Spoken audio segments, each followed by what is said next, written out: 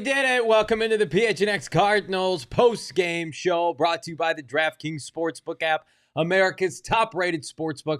Be sure to like, subscribe, leave us a 5-star wherever you get your podcast. I'm Johnny Venerable, Damien Anderson, the great Frank Sanders here at the PHNX Studios in downtown Phoenix. We're going to hear from Brack at State Farm Stadium because the Arizona Cardinals upended the New Orleans Saints on Thursday Night Football. Kliff Kingsbury gets his first 40 burger as the head coach of the Cardinals. We see it in the chat. Welcome, everybody. Be sure to smash that like button. Post-game show, and DA didn't play their best football, but got the dub nonetheless. Yeah, you got to be happy, guys, with just feeling Thursday night. You knew it was a quick week, and it was all the recipes for success. I mean, New Orleans was kind of down with some injuries. Yeah. It played right into the Cardinals' hands, and talk about that defense bailing the offense out again. I mean, that could be the thing. In the first half, the defense kind of took the second half off. Fair enough. But it was great. It was a lot of good things. Obviously, the defense, the pick sixes, DHop. I know that we're going to get into all of that, Frank, but just having Hop back on the field, I think his presence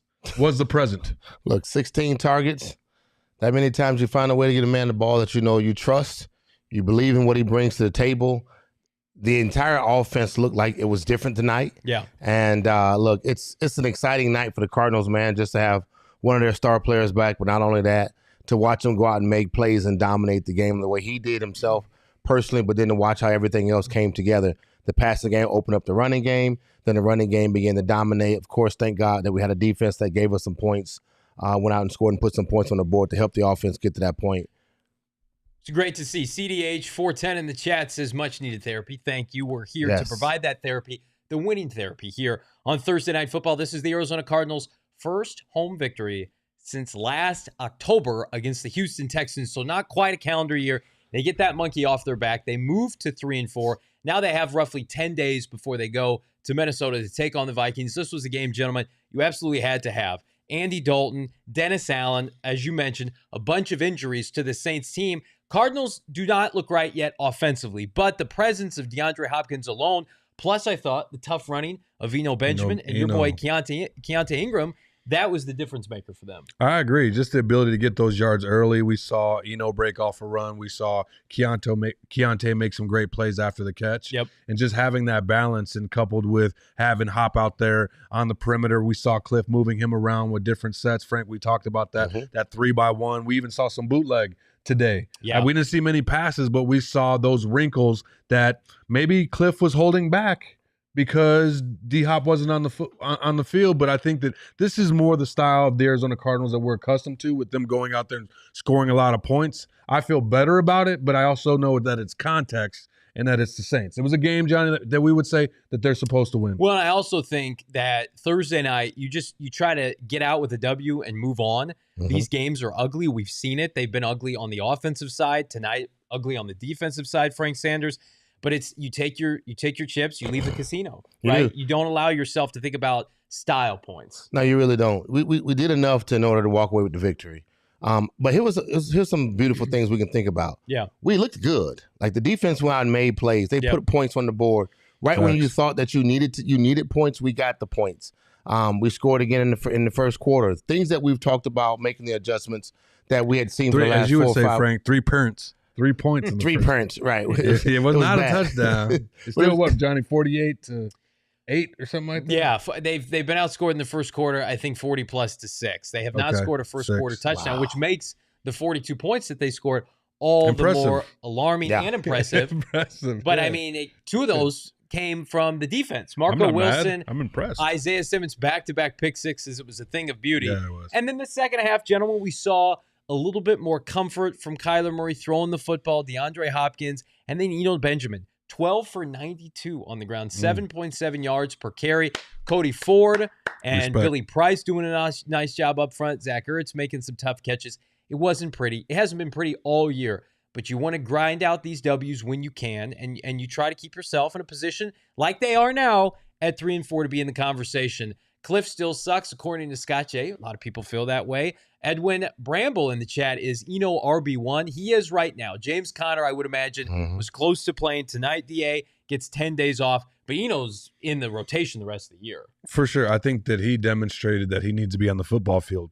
Guys, but we've seen this before, and only thing that Eno can control is what he does with his opportunities. And we've seen him continue to be successful, guys like himself as well as Keontae, and just their ability to go out there and have those spark or momentum plays. I think that's the most important thing for that offense, because they've been stagnant. I think Kyler's had, up until today, had the longest play of that 42-yard run last week, and coupled with Eno's play today, just Hop's presence on the field. Like, when was the last time we saw Kyler just throwing rhythm, throw back shoulder receivers, and just feel comfortable out there with a guy that he knew that he could trust? And we saw like a little bit of maturity on the field between he and Hop. I mean, maybe not so much, but that's just the emotions of the game, Frank, of that back and forth with Kyler and Kliff. You know what I mean? Like that was an interesting wrinkle as well. So if you missed that, I don't know how you did, but we're going to play it anyway. The engagement between Kliff Kingsbury and Kyler Murray, I believe this was in the second quarter. Look at K1 getting after Kliff Kingsbury. This was earlier, after Kyler went up to Kliff and said, calm the fuck down, as they were attempting to punch the ball into the red zone. I don't know what Kliff Kingsbury was saying. I'm sure they're going to get asked about it. I like seeing that from my quarterback, Frank Sanders. He's committed. He cares. He wants to win. Look, losing sucks. For sure. That's right. I mean, it sucks for you guys, and it sucks for us just as much. And I think that when you see that passion on the football field again, it changes the narrative. The guys see what's going on. Men will argue and they will disagree. And if you do it on the football field in the right way, you still can move forward and still get back in rhythm what you was doing on offense. And we had a chance to see that with this team. I don't mind the energy. I think that Kyler's taking all the initiative and all the weight of everyone saying that how bad Kliff looks, how bad the offense looks, and if we're not winning, it's all about our $243 million man. Guess what? Yeah. He's taking ownership of that, and that's what you want out of your quarterback, to take ownership of the wins and the losses. And he gets the ball in his hand. If he does a good job with it, they give himself a chance. Niner fans, get out of the chat. Niner fans for life. No. We're not going to talk about the 49ers' gross overpay for Christian McCaffrey. We're talking about this dub. He just robbed him, Johnny? Did he just robbed him? He's trying. But, I mean, no, go ahead. But I think that, to your point, Frank, I feel as though that was a situation where Kyler was like, I got this. Like, I play quarterback. Like, just coach, Kliff. Yeah. Like, calm down, just coach. Like, I know what I'm doing. Like, I've been in these situations before. Trust me like I trust you.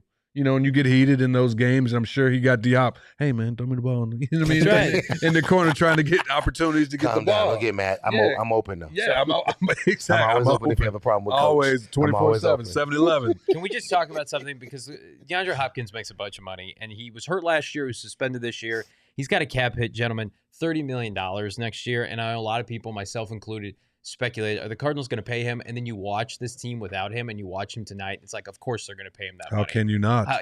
This team is literally broken offensively unless number 10 is in your lineup. He is a savior for this offense. And I think Kyler Murray is a damn good quarterback, and I think he's going to have a much better second half. But a big part of that is because of the presence of number 10. So we talked about the offense. Let's flip the script. Let's look at the defense. Again, it's hard to contextualize the defense as a whole. No sacks tonight. They gave up 4 touchdown passes to Andy Dalton, but they also picked him off 3 times, had 2 pick sixes before the end of the half. Frank, what would you grade the defense tonight? I give him a B, A minus, sort of. And there's nothing to take away from it, because here's what happens. In the second half, when you watch a team, when you get such a big lead, you don't want to lose the league. So you kind of do certain things. Their offense became kind of one-sided, and it was basically they were going to sit in the shotgun and try to get down the football field to score points, find some rhythm that they could. And they did, but our defense mentality was to bend, don't break. Don't give up the big play. They had a couple opportunities that, the Saints missed on. But I'll give, the overall part was they set the tone. They set the tone and the mindset of what kind of game it was going to be. A short week of play. Yeah. This is an opportunity. We got two teams that are 2-4, and you have to realize that it takes about 4 days to get your body to recover. Yeah. And you're on a very short week, about 3 days to walk in there, and you have to pound against another team that's hungry and desperate themselves, and they need this win just as much. But guess what? Our defense made some points, man. Put some points on the board, and by doing that, that kind of took the edge off the offense, and they can just go ahead and call their offensive plays like they needed to. I just don't know how you have 2 pick sixes at the end of the half and not think the game is over if you're the defense, and just kind of roll into the second half. We didn't practice this week. I don't feel like tackling somebody. We feel like this game is over, and I'm not making excuses, but I also know this defense balled their asses off the last 3 weeks. Like, I'm kind of okay with the second half performance. It doesn't bother me. I don't think that you could be upset. I think one would be foolish too, because if you take away those 2 pick sixes, what's the score of the game? What happens to the Arizona Cardinals? They probably lose this game. No, I'm just saying, like, I mean, just do the math. It's basic narrative. math. You change the offense. It absolutely changes every aspect of the game. So if you look at those big spark momentum plays that we saw by the secondary today, like that changed to me the momentum, the trajectory of the game, because it enabled Kliff to get comfortable in those situations like that, where you're winning in first and second down. You're feeling comfortable with the plays that you're calling. So to me, I give Vance a solid A- in company. I think in the past, the last couple of games, the defense was saving. I mean, Vance was saving the defense. I think with the plays that they made today, the defensive players saved Vance. That's very good. Absolutely. Well stated. Well, and I also think, at the end of the day, you have to give them props for forcing turnovers when they hadn't been. They had, I think, 3 turnovers or takeaways leading into this game. They had 3 picks in the first half. 2 of them were returned for touchdowns. Antonio Hamilton had a pick of Andy Dalton in the end zone. No sacks today. But again, went a lot of different ways in the NFL. And the offense won today by running the football. They had 137 yards on the ground, 4.7 yards per tout. Keontae Ingram was great. Benjamin was great. How would you guys contextualize Kyler Murray today? I would probably go B to B+. Can definitely play better, but definitely an improvement over last week. Yeah, I mean, he just looked composed. I would just give him a solid B. Yeah. Where, I mean, he managed the offense. He got first downs and made throws when he needed to. He didn't do anything crazy or force the ball, right, like we saw last week and in weeks prior. So, I mean, he didn't necessarily need to be electric. It was some scary moments there, because we know that we always talk about, obviously, Kyler's an intricate point of this team and this offense, but when he got up limping, off the field, everybody I'm sure was holding their breath. But just knowing that DHop, Kyler was out there, he just looked comfortable today. And like I said, I'll give him a solid B because they were able to get the dub. Well, and they got Greg Dortch involved in the goal line, and he made his I'm catch. still here. Thank Frank. goodness. He's like, hey, I'm still here, y'all. But not only that, he looks like he's ready. Yes, If you look at his Twitter all throughout the entire week or the last couple of weeks, it's been like one little word or one emoji or a biblical verse right behind it. Yeah. And he's like, I'm just waiting my turn. Yeah. I made the team, which was the most important part. I'm getting my check, which is the most important part. All is well. And then they know exactly what I could do while they work through their situation. So I'll take that. I like the B. That we gave Kyler, that DA gave Kyler, I like that. I think that, but I think that what we can see is that Kyler's learning how teams are attacking him. Yeah. They're getting in the wide technique on the wide side. Yep. They always have a spy between a D lineman spy or a linebacker that's spying him, and they're trying to keep him in the pocket. So he can't really just get outside the pocket. Yep. We see when he try to force it and what happens, it just looks bad. He's running away from the guy, running back, and that doesn't look good. So I think that's it's. But Frank, as a fan, you're 240-something million. He better be able to get outside. Our offense is not setting it up. Defenses will not let him do that because he's dangerous on the outside. I'm not going to make excuses, but now they're going to get 10 days, 10 more practices with DeAndre Hopkins and Robbie Anderson as your number 1 and your number 2. Like that. I think we've all been in unison. Like, Greg Dortch needs to play maybe more than Rondell Moore. I mean, Rondell Moore had the catch and run in the first half, didn't really do much. You can argue about his usage. We'll see. This should not be a receiver problem. They've got the horses at receiver. I thought the offensive line played better probably than their stats indicate. I know Kyler was sacked twice, but he held the ball a long time. He held the ball twice. Too long. So I mean, and they're playing with paper mache up front. Billy Price is a backup. Cody Ford, who I think is probably going to start, but is a backup to Justin Pugh, who's on IR. Like, I just think that, can we get Robbie, can we get DeAndre and Kyler together to get into a rhythm for the second half stretch push? And I think we're going to get that. This is what I will say this respectfully as a wide receiver, and I'm those other receivers in that locker room, y'all screwed. Like, you're screwed. It's over. You didn't prove nothing. You didn't prove in those 5 games that you was the man. Hollywood Brown did. He did. Gregory Dortch did, so they moved him out of the way. And then they put Rondell in there. One catch for Rondell. The rest of you guys are screwed. Outside, trust me, they targeted your boy 16 times tonight. Well, get him the ball. They just showed you, we gave you your chance, and you did nothing with it. This guy, been gone 6 weeks, comes in, and we threw the ball to him 14, 16 times, and he caught 14 passes or 15 passes. That tells you in itself that this guy's ready to play. And you guys right now, our offense is going through D-hops, and until they stop that, Everyone else they're going to have to prove themselves, man, in the next couple of weeks. That's right. And you know what else is right? He's not going to win king of the game. But Blankenship, Rodrigo, kudos to you, my friend. 2 for 2 on field goal attempts, including a 50-yarder. 2 for 3 on extra points. He did his job. Had he not made those field goals, this is a tie game at the end of the game. Those field goals mattered a lot in the first half. Keep that guy until Matt Prater's ready. Just makes you sick to your stomach. We had to watch Matt Amendola. But we can calm down. Calm down with a little Four Peaks. Join us this Wednesday. All of our shows are going to go live from Four Peaks for our monthly last Wednesday at their 8th Street Pub in Tempe. It's fantastic. Also, enjoy a $3 kilt lifter and a Wow wheat pints with when you mention PHNX. We're going to be there hanging out. We're going to do cards there. We're going to do bets there. Coyotes, Suns, all that good stuff. You got to be 21 or older to enjoy the tasty Four Peaks, but you can bring the family, get a couple apps, enjoy responsibly. We can also talk about OGs. They did something that is totally going to change the game. They just launched their brand new Sleep Gummy Edition. My wife tried it. She loves it. You won't want to sleep on these. They're fantastic. You heard it right. OGs is flavoring dreams with the 2-in-1 THC CBN ratio gummy. High-tech science shit. CBN is a compound that helps specifically with falling and staying asleep. And this Sleep Edition gummy is their new aquaberry flavor. We've tried it. There's no side effects. There's no hangovers. You wake up, you feel refreshed, you feel great, and you can attack your day with OGs. We highly recommend you check it out online, ogbrands.com, on Instagram at OG Brands. You can also find their products at your local dispensary. You got to be 21 and older to purchase, friends. Hey, look, Luis is talking about the O-line. I will say this too. What I did learn about my O-line tonight, is that we're better run blockers than we are pass blockers. Yes, we need some chipping. We need a little bit of more help on the offense line when it comes to pass blocking. That chipping and having guys, help with each other. They need a little bit more of that. But we're talking about running backs that, I mean, they was able to get to the second level. They was able to get to the next. They was able to get past the line of scrimmage while it was running.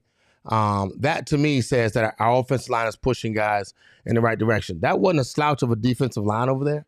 So you can expect some of the best pressure that they would have saw this year. I mean, again, we're talking about 2 sacks on our side, but I think I looked at my offensive line, but I look at my running backs.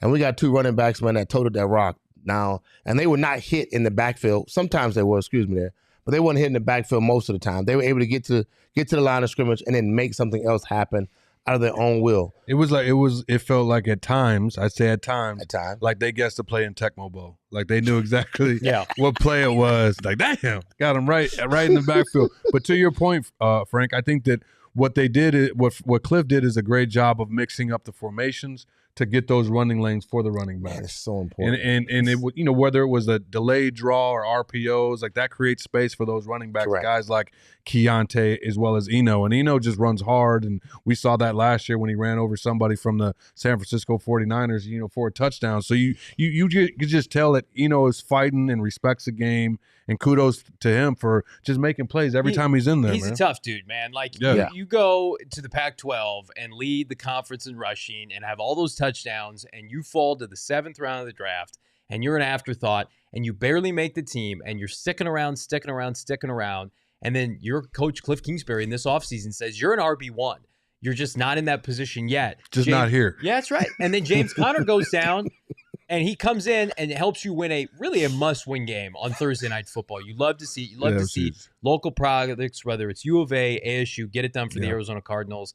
We absolutely love to see it. We also love to see, we're going to jump right into it right now, our DraftKings King of the Game. I think you guys might be able to guess where I'm going with this. It is one DeAndre Hopkins in his return. 12 catches, 103 yards, not even knowing half the plays. You saw him in the red zone kind of asking Kyler, what am I supposed to be doing? And he still dominates. He is still the difference maker on the outside for this Arizona Cardinal team. And gentlemen, the presence of DHop, second half of the year, I don't want to overstate it. It's going to be bigger than any trade. The McCaffrey garbage that we're hearing online, tune that out. The DHop acquisition coming back from suspension, Frank Sanders, is bigger than any move any team's going to make. It's going to be special. I mean, like when you watch what DHop's bring, he changed the entire attitude, coaching staff, fan base. Yep. They lose this game without him. I mean, the fan base, we keep the offensive going. Look, we were 3 for 10 on 3rd down. Yeah. but it never felt like that.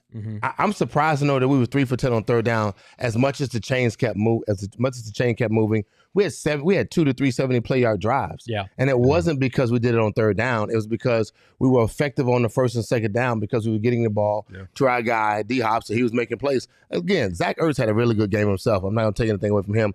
Those two, that 1-2 punch combination was really nice. So what DHop's bring to our offense was absolutely revealed today. And I think you're going to hear the national media talk about how important it is to have your number one receiver.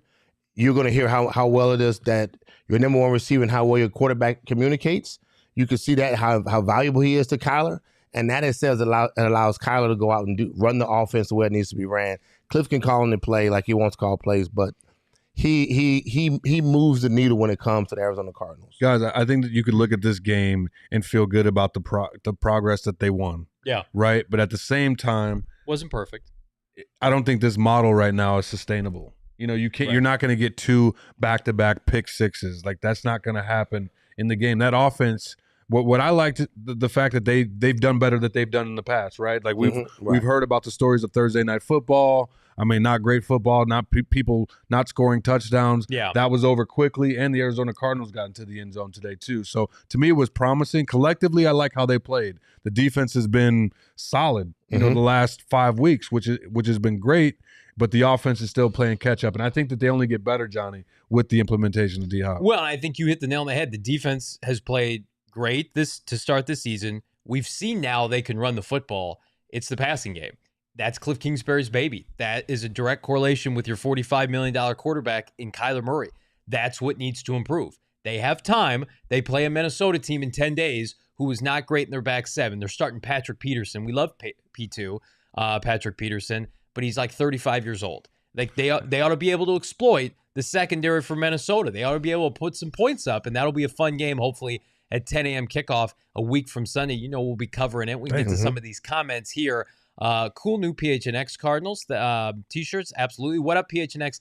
Thanks for a great tailgate. You are most welcome. Thank you for coming out and supporting us. We appreciate everybody that came out, hung out at the Lola with ourselves and Bird Gang Travel. Had a great time up until kickoff. Mart's in the chat. Almost forgot it was a home game. Good for the fans to finally see one in the stands. Man. Absolutely. We're going to talk about Game Time app here in a little bit, but you can score tickets on the cheap. Support your team. I mean, I'm not going to tell you how to spend your money, but it's great to see a stadium packed with not Saints fans, not sure as hell not Eagle fans like we saw a couple of weeks ago, but Cardinal fans, because that tells Kyler Murray and company this fan base is going to stick with him. It's a tough start to the year. We got a long way to go. And I think, gentlemen, that's what we've been preaching all season. The 7 games, 10 games are left, and a lot of those on the surface are winnable, Frank. We talked about that at the halftime. What 2-5 would have been ugly. Yeah. 2-4 and a win would project, it'll keep you motivated and in the mindset that there's still a lot of football left and anything can happen. Yeah. And we can still get to our ultimate goal, which is to get into the playoffs. So that in itself today, man, was absolutely a must-have win for the mentality of the team, the mentality of the organization, but the fans. Look, we've been all last week. It was fire Kliff. It was get rid of your head coach. It was this offense sucks. I mean, the board. When was the last time they won at home, Johnny? I mean, they beat the lowly Houston Texans in late October. I was there last year. Had they lost this game, it had been a full year. So they had to win this game. We needed it that bad, man. I think that's the beauty of watching what happened tonight. And I mean, the fans and everyone else involved, us here, as much as we talk about it and try to keep it real 100%, the way Saul gets at it, you know, because he's a true Cardinal fan. He's there. And he's there, right? He's probably in the cheap seats, man. He doesn't care. Nah, I saw his seats. I saw his video where he took it from me. He good. He good. He's good. Bo Brock's going to join us just as soon as he can. He's chatting with Kliff Kingsbury, chatting with Kyler Murray at State Farm Stadium. We're going to chat with Bo here in a little bit, get to some more of your comments here. Cards, according to Joel, need to trade for Brian Burns. Junk isn't the same without a true edge rusher. I agree with that on the other side. And I think you saw some of the deficiencies with the pass rush tonight. I mean, New Orleans has quality offensive line play. They like to run the ball. Their tackles are good to solid. Cardinals had no sacks and really didn't make Andy Dalton uncomfortable outside of the interceptions. I do think that that's an area where you can improve. Now, they've already made 3 trades over the past 2 months. They've added, Cody Ford and Trayvon Mullen, and most recently Robbie Anderson. There's only so many picks you can part with, but then you see Damien Anderson, a team in your own division, trading 4 picks and overpay for Christian McCaffrey. I think the Cardinals need to continue to add. Yeah, I mean, especially for that defensive line, area. And maybe offensive linemen too. I mean, with the inconsistency there, guys, it seems like a rotating door with injuries. I mean, I don't, no fault of their own, right? I mean, this is a game where it's contact sports and this happens, but I think that a pass rusher would be ideal, Johnny. We saw in some space, that I would say that's the one thing that I don't like about Vance's offense, that it puts some of those outside linebackers, quote unquote, guys, or defensive ends in those positions where they have to play outside linebacker in space instead of a defensive end, right? Well, we saw that on the touchdown that Myjah Sanders gave up when he had to guard the tight end who had 2 tutties tonight. I mean, just that's uncomfortable for him. And I know that you have to adapt and get better, but how much better would you be at your job if you have one thing to really focus on? And it's just getting after the quarterback. And I know that it's the evolution of the game, but we've seen it over the league where coaches have simplified things and just allowed players to play. And I think that, don't get me wrong, I'm a huge fan of Vance and what he does, but certain situations, as I talked about, teams being able to run the ball and at that tight end position can be problematic for this defense, Johnny. To your point, if they don't add some depth. Well, there. I think you reward Vance. You say, Vance, you're kicking ass and taking names. You're playing young players. And Myjah Sanders has got a ways to go, but he's got promise. Rashad Lawrence, great point, Luis, went down. They might need a defensive tackle. I think you go to Vance and you say, we're going to go and try to find you some help because this defense is overachieving. Let's reinforce it even more. Because I think right now, Frank Sanders, they have the pieces offensively. It's just about meshing them together. 81 Robbie Anderson, and of course, the return of DHop. I think what we saw tonight was that we found a formula that works, and it doesn't have to be 4 wide receivers all the time. It doesn't have to be 4 wide receivers, and sometimes it doesn't have to be soft. Right, but we can stick Kyler underneath the center. We can run the RPO and get better at that. Our screen plays didn't look great. They were not effective, but we found some things. 2 tight ends, not effective. Not effective. Good thing Saul wasn't here. Look like shit. we'd have 7 F-bombs already. But the show already started. You already know. So, but the offense is in a good spot right now, man. I think that Robbie Anderson, he will find his way in this offense. I like him. I said earlier, man, those guys who hadn't showed up and didn't take the bull by the horn while your boy D-Hops was out, you're screwed. Without a doubt, you're screwed because we found a way to win with a guy who threw the ball 15, caught 14 passes tonight. That's special. It feels like, Kliff's got a love affair with him, and I like him as a person. It feels like Rondale Moore is screwed. I do think, and to a lesser extent, AJ Green, who played like 1 snap, didn't have any targets, but man, every time Greg Dortch is on the field, he makes a play. Hell, we forgot that long kickoff return he had to set up another touchdown. It's like, what does this guy have to do to get on the field? We need to separate, not us, the fan base, but Kliff, separate draft status with who's a good player and who's limited right now. But that's not always his call, Johnny. That's not always his call. If I'm Steve Keim and I'm trying to keep my job, Steve's like, this is the people you need to play. Play the best players, please. That you play them when you can, but you don't play them when I'm paying somebody that I'm paying somebody $750,000 for somebody making they throw the ball to Greg Dortch, he catches it and makes somebody miss. Yeah, absolutely. He's a player. Greg Dortch is a player. South. Look, everyone knows that. You know it. Greg Dortch is the bomb, man, without a doubt. That's just that we there's nothing that he can do to mess this up but get on Twitter and start cussing people out. Guys, but how about the composure, though, of Kliff and DeAndre during that moment where we saw Kyler kind of lose his cool? That's a good point. And because that's his homeboy.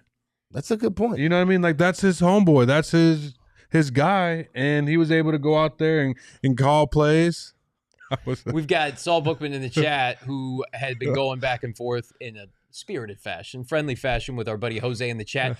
Saul, we already told him during our halftime show that you admitted that you were wrong and that this team showed some life tonight. And no one cares more than Mr. Bookman and wants this team to win. He's just been scarred with a lot of bad football over the last 25-plus years. So we give Saul his due. He's at the game. He's driving back to the studio now. But I agree. It's one of those things where DeAndre Hopkins, you say you're going to ease him in, he has 16 targets. And then everybody else just kind of follows suit. It's like, none of that. I love schemes. I love quality schemes. We're not seeing a quality scheme from Kliff Kingsbury right now, so you need to let talent take over. I'm just at the point where it's just get Robbie, Get DeAndre out there, get Greg Dortch, and just have Kyler figure it out. DA said something earlier, which was about the fact that was this offense already the offense that he really wanted to run with the health if DHop doesn't go through the suspension. And that's the offense we had so much motion building up. Frank. So different sets, movement. We saw bootlegs, stuff that we haven't seen those first 6 games. We did not see. I've been asking for this conversation, but that's exactly what it is, right? We see an entire different game plan being called tonight, which it has specific focus. It allowed guys to see what the defense was doing by motioning guys. Yeah, that was beautiful to see. And so, to me, in my mind, I think this could be a good offense going forward. It also showed that we can run the ball when we wanted to. We can control the clock. I am so grateful what I saw in the fourth quarter, which was the ball control offense. So when we got in the third quarter, when we scored again, and Eno went down and punched it in. Yeah. But we didn't get back to the foolishness of calling plays a dumb screen, a dumb reverse. How about that? We pounded the ball. Draw call to Eno on like 3rd and 8. He got like 15. The next play, he punched it in. Kyler checked out of something. He said something. He said 9-13. Yeah. 9-13. I'm not familiar with what 9-13 is. That's just he said 9-13, and said, hey, and then handed the ball off, turned around and proceeded to hand the ball off. This Saints team, and I know they were playing from behind, had 270 yards rushing last week against a good Bengals defense. They had 85 yards tonight. They averaged 3.9 yards per attempt. Alvin Kamara, after that early long run he had for like 17 yards, did nothing. He had 49 yards the rest of today. So it's kind of like it's the typical Vance bend but don't break defense, right? It's like we're going to give up pass plays to Andy Dalton. We're going to play prevent defense, which they essentially played prevent defense most of the second half. So people probably overanalyze this week, myself included, the defensive performance. I think we're going to see the defense rested in 10 days against Minnesota, and I think they're going to play well. Guys, 3 turnovers and 12 points. They played amazing. Yeah, that is correct. They played amazing. Sure, there were moments, but when you have those momentum plays, those deflated where the team is like, damn.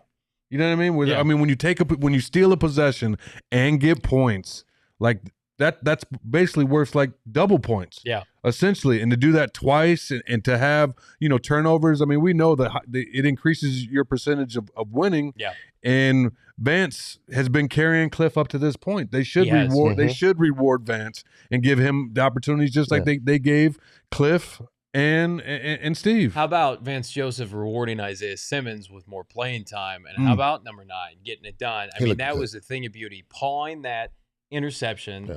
And then it's like at some point, do we need to see Issiah Simmons play running back? He is so good with the ball in his hand.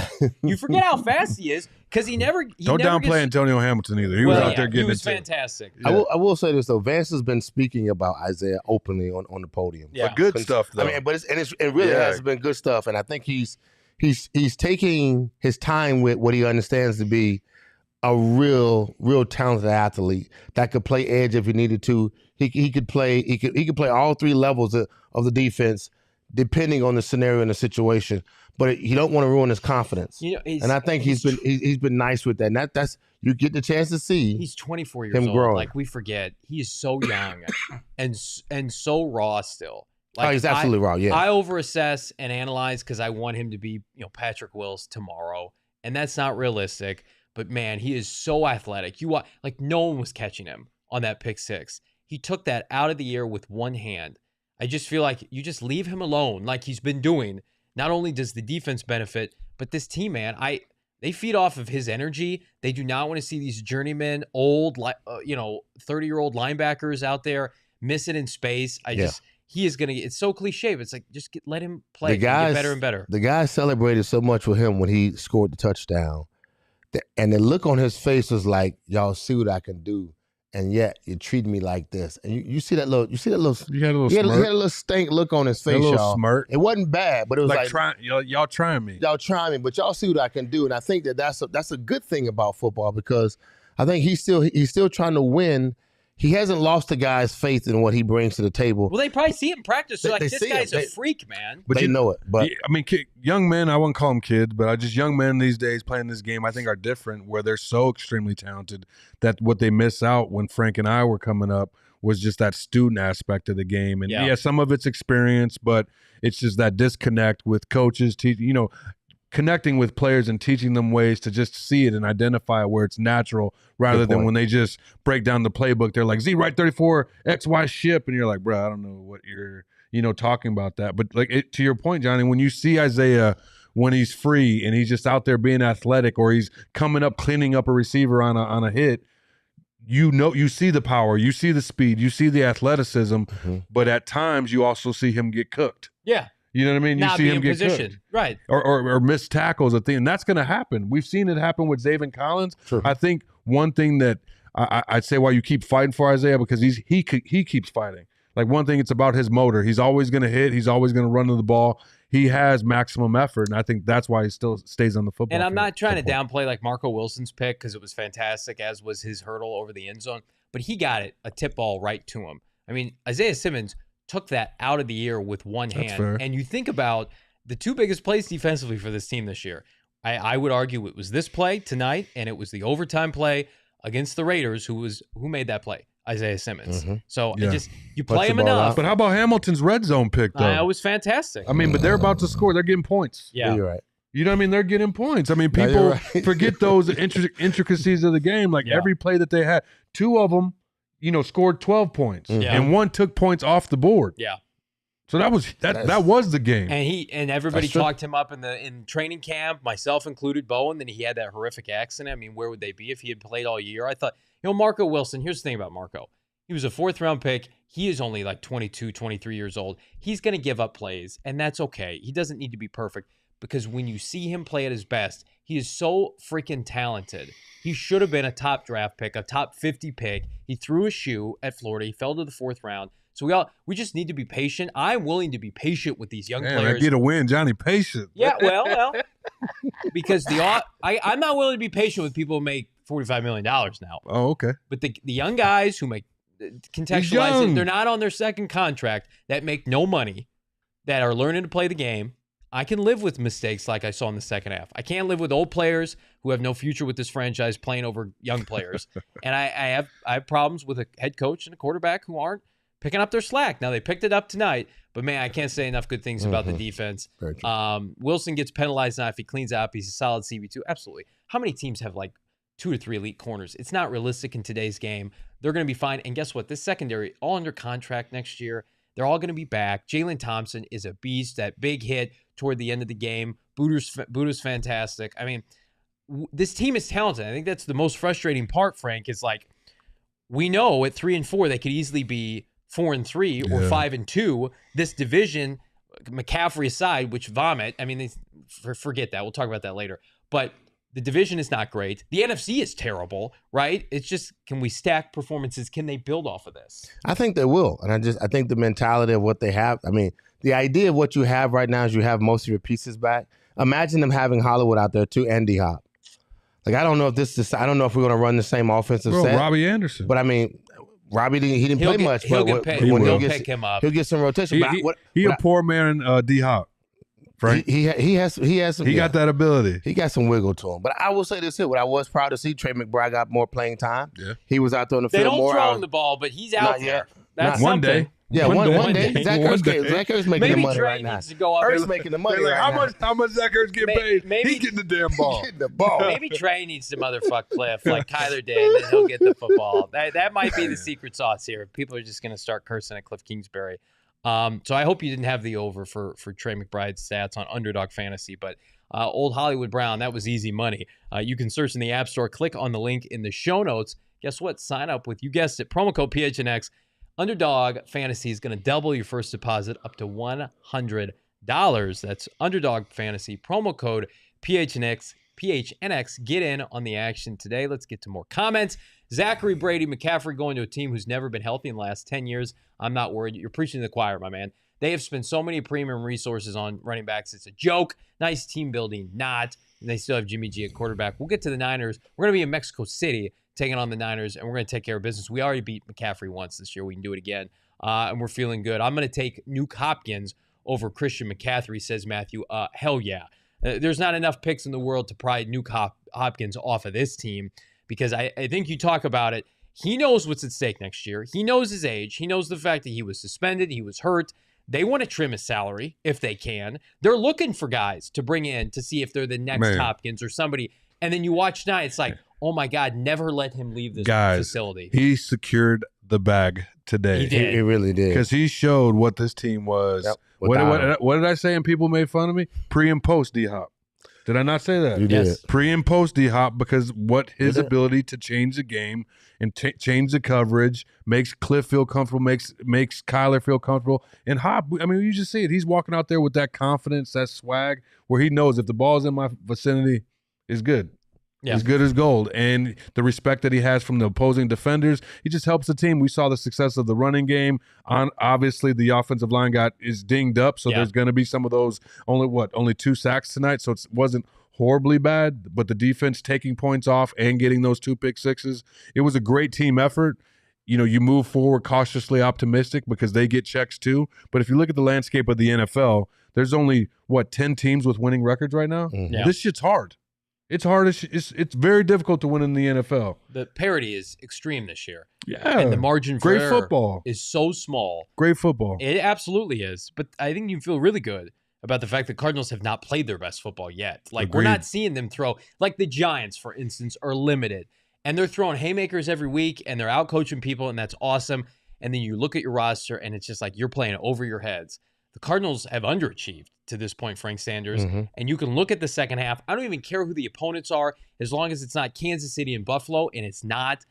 Every game is winnable on the schedule. Now, they're going to be favored in many more games this year, you would think, but every game is winnable because of the fact that they have Kyler Murray and DeAndre Hopkins. We had a chance last week in Seattle, which was ugly, but we had a chance. We had a chance versus the Eagles, which we gave ourselves, almost to the last couple of minutes of the ball game. This team has a lot of talent on it, without a doubt. I think the idea is, did you find your rhythm tonight, and did you find a formula that works for you, an identity that you can stick with?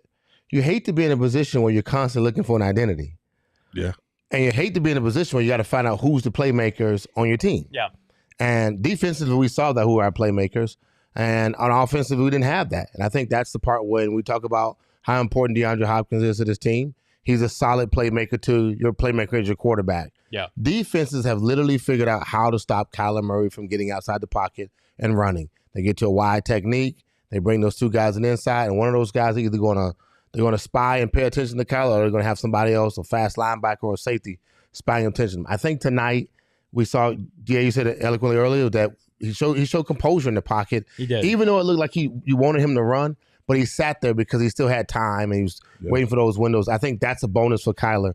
I think I always say this before, if he finds out how teams are attacking him, the game will slow down that much better for him. And I think we kind of saw a little bit of that tonight. This team has talent. We got to watch our guys grow. I just hope this was a real punch in the gut in a good way that says you got talent. You can go out and play.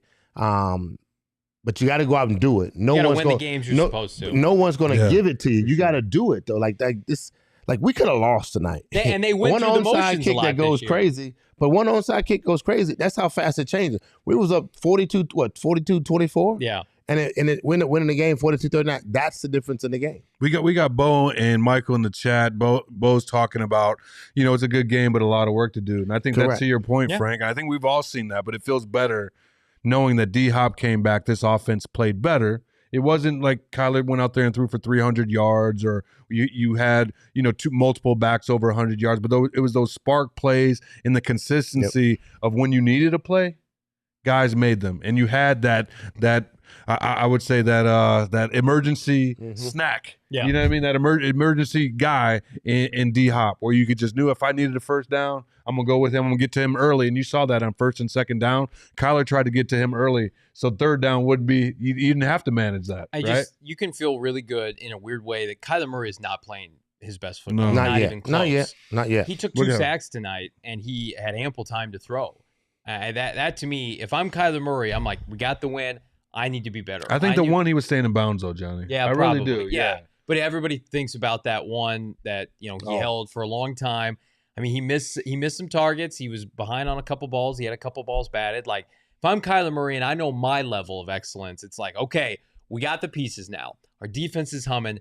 I got to take it up a notch. I got to go into Minnesota and get this victory and outplay Kirk Cousins because I'm a better player than him. I don't care what their record is. And again, we get the best version of Kyler Murray, we're golden. This team, I still believe, will rattle off 4 or 5 straight victories, and they will be a playoff team. But, I mean, you got to have Kyler Murray continue to take these steps forward. Now, he took, a couple steps back last week, and this week, positive game, no turnovers. I thought he could have had more than he had out there, but the touchdowns are going to start coming. They're going to come in bunches. Scoring is down throughout the NFL, and, just Kyler Murray showed you tonight with that outburst to Kliff Kingsbury. He cares just as much as anybody. He is not aloof. He is very much in tune with what they want to do. Everybody's struggling right now because it doesn't look perfect. We've seen this offense look, the highest of heights last year when they were 10-2. They want to get back to that. They're not there yet, but having DeAndre Hopkins back in the fold, that makes a huge difference, and this is something they can build off of. You really can. LTC, you asked a question, and you're talking about what does this win do for Kliff's confidence. I will say, what did Kliff do this week in order to create the offense that he did to go out and play versus these guys? Like, remember they told him. He got a section of the book that say DHop package. DHop. Oh, okay, where we at? He turned the folder. The whole folder. He went to a whole nother section. Okay, here we go. A whole nother binder, Frank. He went to the whole nother binder. A whole nother binder of running plays. I said because you got to go back. One of the questions was they said, hey, one of the reporters asked him, will you turn over the offense to somebody else, or are you asking for help? He's like, shit, I don't. What do you want me to say? I don't know. He said, I'll do whatever it takes for us to win.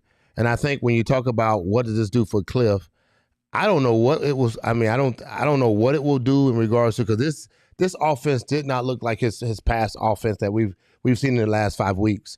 This offense looked entirely different. The package looked different, and we've been talking about that because you saw stuff that was different. DHop's moved around more.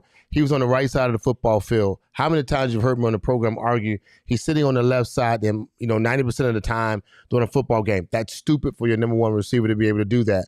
They moved him around. They put him in motion. We didn't see much of that little roundabout motion play much tonight. We cut that out. Mostly north and south tonight. All the things that you guys we've been arguing for and asking to see. We saw a lot of that, and I think that the win will boost his confidence and say that you don't.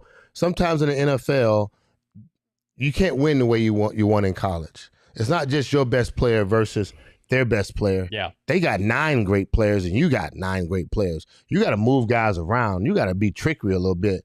You got to put guys in position. You got to open up lanes for our running backs. You got to slide their better defensive end and their best defensive lineman out of the way. You got to fool the linebacker sometimes. We talked about number 20 tonight, and it was just flat out. He's a good player. There was nothing that you could take away from him because and Peter King before the season picked the Saints to win the NFC. I mean, like, they have talent. Now, they were missing a bunch of good players. But, I mean, Adam in the chat, don't hit me with the rationale about how much we can improve. Let me be ignorantly bliss in the first win at home in over a year. You and me both. You got it, brother. I'm with you. You take this victory and win. It's Thursday Night Football. It's a short week. You got 10 days, but you got 10 days to suck on it, though. Tell you what, their head coach in the locker room talking about right now. If I had 11 Taysom Hills right now, I'd be out there. We'd win that game with the heart that he showed. Give me 11 of them. Sensoroki 45. Does Kliff have any plays for the tight end? I do think he needs to be a little bit more creative for old Trey McBride, and I think it's coming. 9 great players and AJ Green. Let's go, according to Zachary Brady. I think that could this be the beginning of the end for AJ Green? It certainly felt like he wasn't getting on the field. Robbie Anderson's going to play that other outside receiver role to DHop. Greg Dortch has got to play. Kliff loves Rondell Moore, so it's unfortunate for AJ Green. I think he's going to be there as depth. I don't see them cutting him. I know people were asking. I would ask for it if I was AJ, though. I said, would y'all cut me? Really? I would. Why?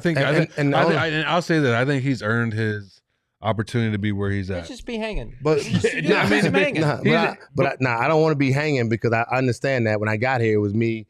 But it was a situation where I'm not sure he did pick up. They upgraded the position. I think he will. They upgraded the position. You know that your role, and we're just trying to play guys and compete. But we're showing you that. I showed you tonight. We showed our commitment to you by your salary. You did, but this year's salary is not good. I got like a dumb. I signed some kind of. He signed some kind of like dumb $2 million deal. That's not money for him. No.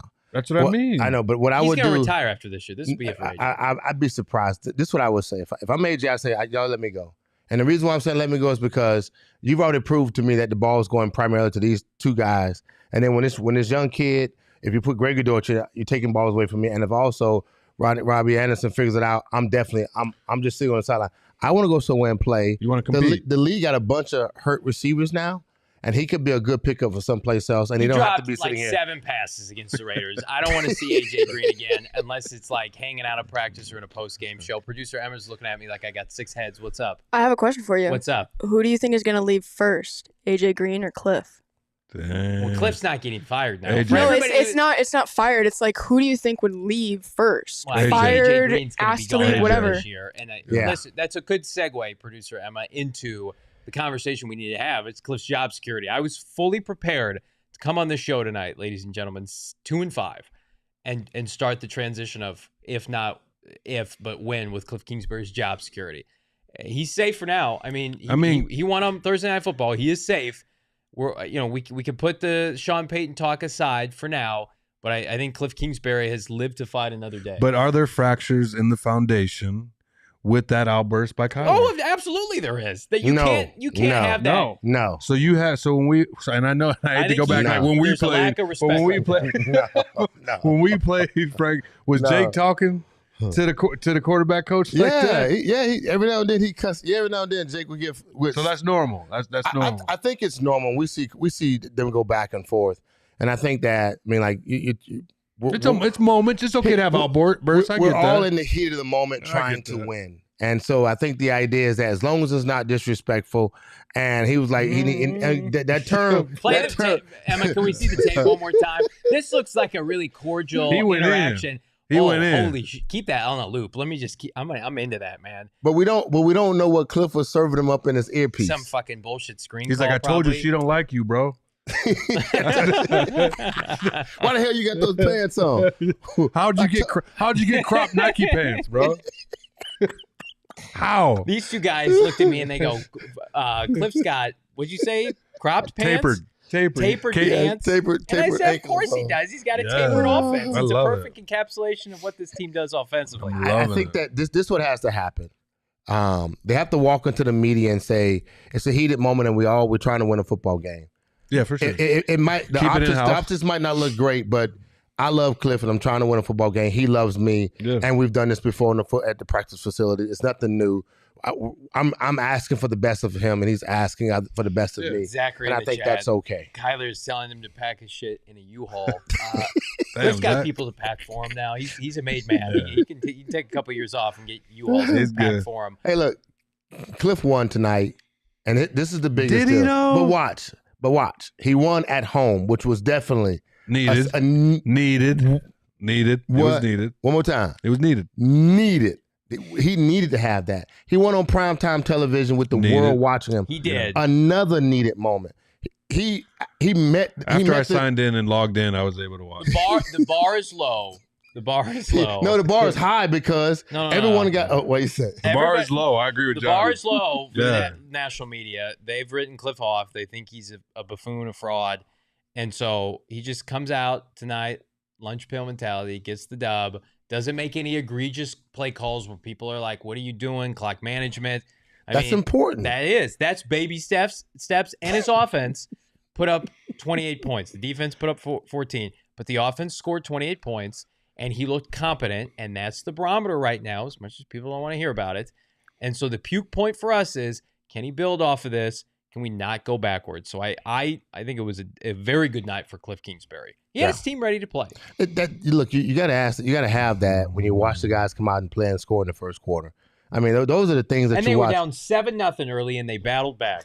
You got a field goal, guys. But at the end of the day, they didn't quit. They could have easily quit after going down 7-0. Well, and it's unfortunate because it's Kliff's team, right? It's not Vance versus VJ, but we've seen when one gets rewarded or a general manager gets rewarded, and not the defensive coordinator. Yeah, you're like, oh, okay, but you're through. What so we're gonna do that? That's 3 and 4, 3 and 4 and 7 games, and the defense has carried you and really won this game. So I mean, I would just look for them to make a good faith investment to Vance to get him here, because think about it, this offense is still unperformed. It has. It really hasn't. Even today, Kyler had a little bit over 200 yards, but they ran the ball effectively. Okay. That was good to see.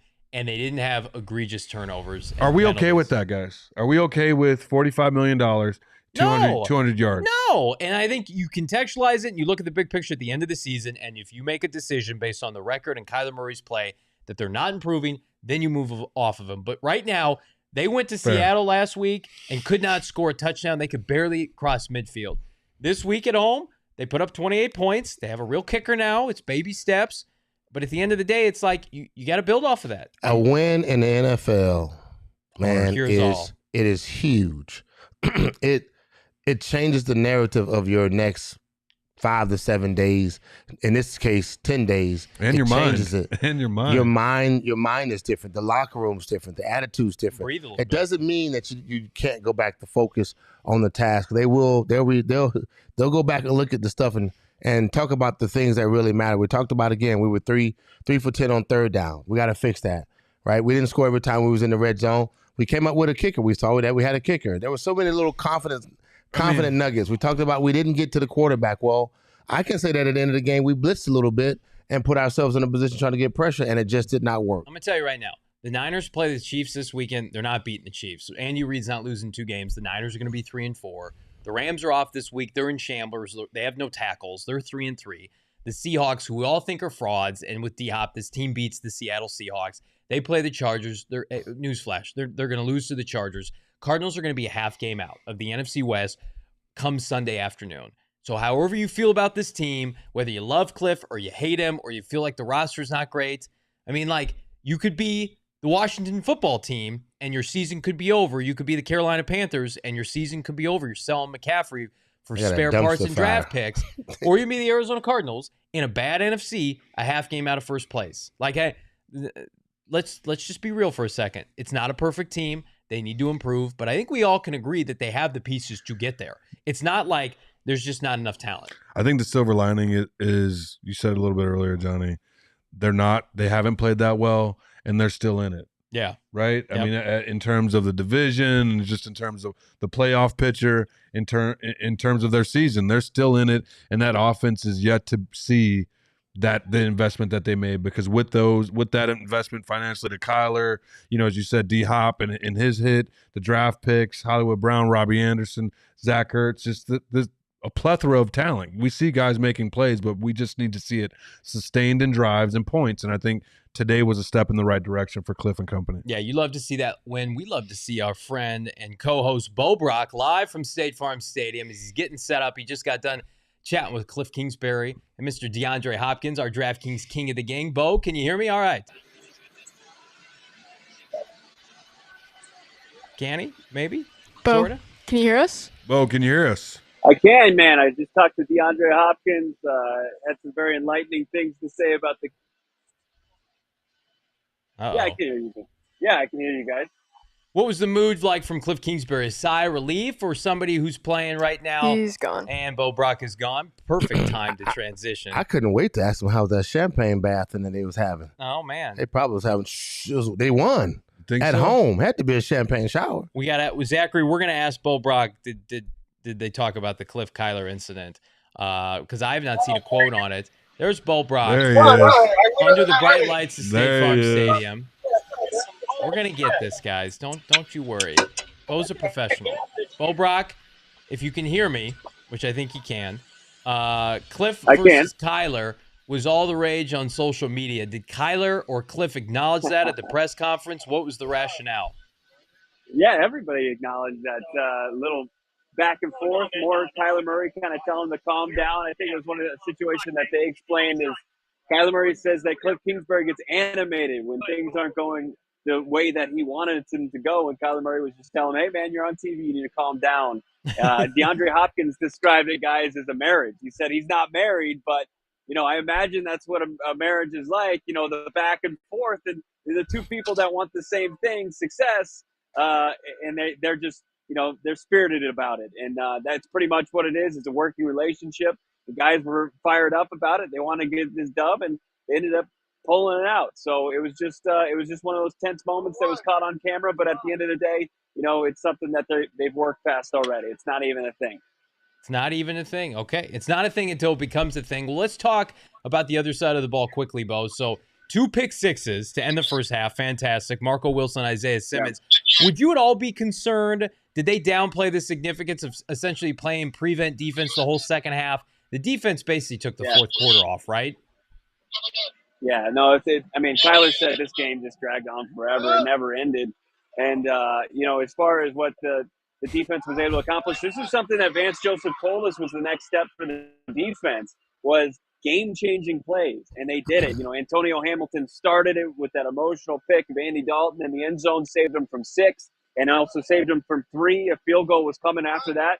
And then you had the back-to-back pick sixes from your athletic freaks and Marco Wilson and Issiah Simmons. That's what Vance Joseph said. You didn't see any sacks today of Andy Dalton, but you saw 3 big game-changing picks. That's what this defense wants. That's what it's predicated on, and it was in full effect today. We talk about the importance of establishing a running game. Benjamin, Keontae Ingram. I thought the play calling, Bo, from Kliff Kingsbury was better than we've seen in weeks past. But, the big, exclamation point is the return of DeAndre Hopkins and the ability to move the ball specifically on third down. What was your assessment of Kliff tonight, and how much has he improved based on even last week against the Seahawks? I mean, it helps. DeAndre Hopkins helps out. We talked about it, the pre-snap thing. He even said in his post-game press conference that he thinks that Kyler Murray can read the defense a little bit better before the game. Before the play, and that helped out. And DeAndre Hopkins obviously putting up some numbers, his first 100-yard receiving game since December 20th of 2021 against the Eagles. And then you got yourself a good run game today. Benjamin, which is 10 carries for 90-plus yards, and then you had the Keontae Ingram running wild too. Kyler Murray put up a couple yards himself. The Arizona Cardinals run game is looking solid. So, Bo, do you walk away from this game like feeling confident moving forward, or do you put it in context, or is it a game that they should have won, they did win, let's move on, not much to learn here? No, I think it was like a survive and advance game. It's a confidence builder, no doubt about it. But that the other team on the other sideline wasn't the full strength. They didn't play their best game, but they had some big plays. It's like Frank, it's like a golf game, right? You hit enough good shots to keep you coming back, right? You build confidence. But by no means, I don't think anybody's saying, hey, this is the Cardinals brand of football that we want. Kliff Kingsbury said that offensively, there are a lot, too many issues as far as third down. They weren't great on third down. And also as far as some timeouts that they had to burn in the red zone. He wants to be better. And he thought there were a couple plays that were left out there, and they definitely want to start to clean things up, incorporate Robbie Anderson more. But I think they like what they saw from a couple key parts there too, seeing the switch at the starting center spot with Billy Price. And they saw Cody Ford kind of get thrust into playing time. And he seemed to work out pretty well for him at the guard position. Bo, you've walked into the last couple of weeks of some very dim and grim locker room, very solace, guys pointing fingers, and then there's guys like, hey, don't blame our kicker. How was the locker room atmosphere today when you went in today? Oh, man, completely different. This is a team that they were feeling the dub that they just got. We talked to Marco Wilson, Issiah Simmons. All they wanted to do was talk about these plays. But I will say this. We talked to a guy, DeAndre Hopkins, after we went into the locker room, and he said, Marco Wilson is great. He made a great play on the pick six, but he also gave up a touchdown. And he's trying to keep these guys focused that, yeah, you can take the good, but also focus on where you can improve as a player. And it's important that one of the biggest leader probably in that locker room is making sure that they have a right mindset, that they made some plays, made enough to win, but they can get better. Both sticking with that defense, how important, you talked about that either 15 to 18 point swing, right? With the interception in the red zone and the 2 pick sixes for touchdown and 12 points there. How important, or was it even discussed, like the defense is still leading this team, or, with the little bit of offensive production that they had tonight, or is it still Vance is the foundation or the savior right now? You'd like to see it swing the other way, right? Because the defense has done their job for the last couple of weeks, and it not take a step back, obviously, but for the offense to take and play that complementary football that we've been looking for so long. And you want that offense to kind of take on their side of the deal here. I don't think that it's anything as far as the defense is like, okay, we've done our, and we're gonna to ease off now. I mean, I think that they just kind of were beat by a couple big plays. But Right. no, I mean, they want this offense to start performing, and they got a little taste of it, and they're really starting now to think about, okay, in 10 days from now, can they knock off some more rust, and can they be even more offensively going in the right direction? It's Bo Brack live from State Farm Stadium. He's going to hang out with us, but I want to remind everybody, Game Time app, I know people who got their tickets today and saved a premium on seats. Enjoying it. The GM Saul Bookman just walked in. He got a song of a seat from Game Time. Save up to 60% on tickets when you buy at last minute. It's great for you procrastinators out there. It's the best way to support us is by grabbing the link in the show notes and supporting your Arizona Cardinals. Grabbing that link through Game Time. I also want to talk to you about, hey, it's our beverage tonight. We're being responsible. We're dabbling with our friends from Liquid Death. It's not beer. It's actually spring mountain water from the Alps, and it is called Liquid Death. I've been a thirsty boy all night. I've had a dabble, right? It's been fantastic. We got it on tap. 4 Peaks and Liquid Death. I go back and forth. Why is it called Liquid Death? Well, because it will brutally murder your thirst, and they're infinitely recyclable. Tall boy cans are helping to bring death to plastic bottles, which is always great to see. Love the environment. They also donate 10% of their profits from every can sold to help kill plastic pollution. Get free info on shipping, water, and merch at liquiddeath.com/PHNX. That's liquiddeath.com/PHNX, or find Liquid Death at your local Target, Fry's, Sprouts. Find out more at gophnx.com. I also want to remind everybody, Howard Balzer's cranking out a doozy of an article that you can only find at GoPHNX. Promo code SMASH at Howard. Become a member, just under $60. Cop a t-shirt for free from the PHNX merchandise locker. We got a bunch of Suns gear on sale right now as tip-off kicked off yesterday. And we got a couple Cardinal shirts that you should dabble. Hollywood Hills sign on Camelback is one of my favorites. I just ordered it today, as well as the celebratory touchdown t-shirt. You can get these right now at the PHNX merchandise locker. All right, gentlemen, get your final thoughts and takes from a game that wasn't perfect, but at the same time, something for the Cardinals to build upon. Damien, I'll start with you. It was definitely needed. It was great to have DHop back, and I'm excited about how that defense of secondary played. Issiah Simmons, Marco Wilson. We talk about the swing in points. It was needed. A collective effort, everything that you wanted to see. Great win. Whew. Man, we needed the win. We needed that win. We needed that win. We needed that win. Like, it's just everything about it. What do we need? That win. It's a big difference between 3-4 and 2-5. I mean, it's a big difference, but the idea is that, we were on the cuffs, man, of losing literally the season. Yeah. And the fan base and the mentality of the national media and all of those things. And the win was exuberant on so many levels, at home, on national media, on a turnaround Thursday. Your coach and your quarterback arguing in prime time, and yet you still walk away with the dub. Defense showed up to play. Issiah Simmons, name after name after name, big hits, finishing the ball game, and the fans. You got what you asked for, man. You asked for a different offense, you got it. I like the all-black units, too. The offense looked great. Having DHop in itself, the pre and post version of it was absolutely fabulous, and I can't say enough about it, because when you've lost enough, a win is like, it's like liquid death, man. It quenches your thirst. He's got a squirrely grin. He's behind the camera. The GM Saul Bookman just stepped into the studio, ready. Ready. Let's hear it. Jose's probably rolling his eyes right now like, this motherfucker sold us out before the game. He's not a real fan. All I'm going to say is I didn't know what to expect tonight. I was hoping for the best. I was expecting the worst. Yeah. And the only thing I will say about this game is you're fucking welcome, America.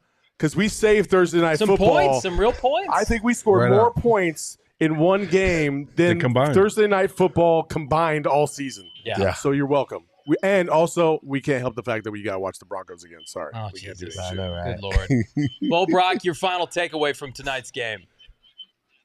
Got to get better in the red zone still. Got to get better on third down. But overall, the offense moved the ball. Defense, they created those turnovers. It's the brand of football they wanted to play. They're on the way. Yeah, I agree with Bo. And I 10 days from now in Minneapolis. Absolutely. It's a winnable game. Every game is winnable the rest of the year. They don't play the Bills. They don't play the Chiefs. And you can take solace. For so long, this team was overly dependent on K1 Kyler Murray.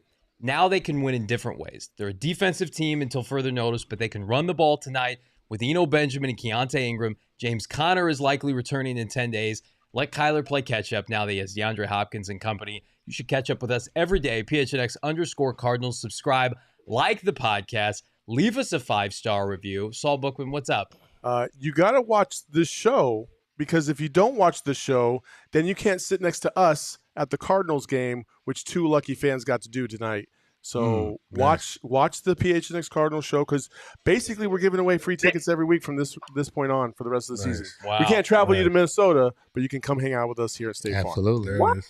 That's pretty unbelievable. You want free tickets? I saw our ticket winner.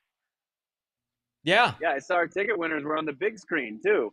Oh man. Oh, See, nice. Oh, wow. You're Nice. affiliated with PHNX Cardinals. You're a made man or woman. It's a great place to be. Thank you for everybody who came out, supported us at the Lola with appreciate Bird it. Gang. We also had a PHNX shirt behind the Thursday Night Football set. Oh damn! See, I didn't even see that. I've tried to end the show like 4 times, and there's just more goodness to talk about. So we'll be back soon. We're gonna prep for the Minnesota Vikings, but it's a winning Friday tomorrow. So enjoy this dub. For Frank Sanders, Damien Anderson, Saul Bookman, Bo Brack, live from State Farm Stadium. I'm Johnny Venerable. Congrats, Cardinals win. We'll see you next time.